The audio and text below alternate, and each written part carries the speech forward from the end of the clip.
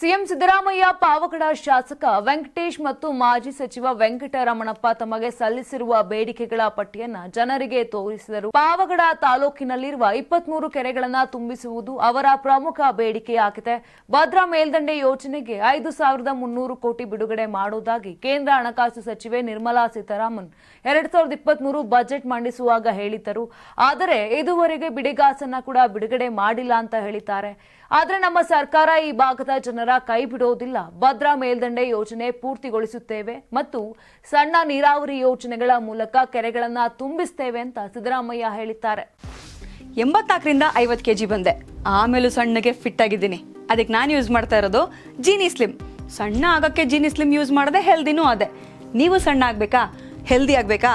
ಹಾಗಿದ್ರೆ Jeeni slim use ಮಾಡಿ. ಸಣ್ಣ ಆಗೋದಕ್ಕೆ ಯಾವುದೋ ಪ್ರಾಡಕ್ಟ್ ಹೇಳ್ತಾ ಇದ್ದಾಳೆ, ಏನಾದರೂ ಸೈಡ್ ಎಫೆಕ್ಟ್ಸ್ ಇದೆ ಅಂತ ಯೋಚನೆ ಮಾಡ್ತಾ ಇದ್ದೀರಾ? ಖಂಡಿತ ಇಲ್ಲ, ಯಾಕಂದ್ರೆ ಇದು ಕೆಮಿಕಲ್ ಫ್ರೀ. ಸಣ್ಣ ಆಗಬೇಕು ಅಂದರೆ ಜೀನಿ ಸ್ಲಿಮ್ ಯೂಸ್ ಮಾಡಿ. ಹೆಚ್ಚಿನ ಮಾಹಿತಿಗೆ ಕೆಳಗೆ ಡಿಸ್ಪ್ಲೇ ಆಗ್ತಿರೋ ನಂಬರ್ಗೆ ಕಾಲ್ ಮಾಡಿ.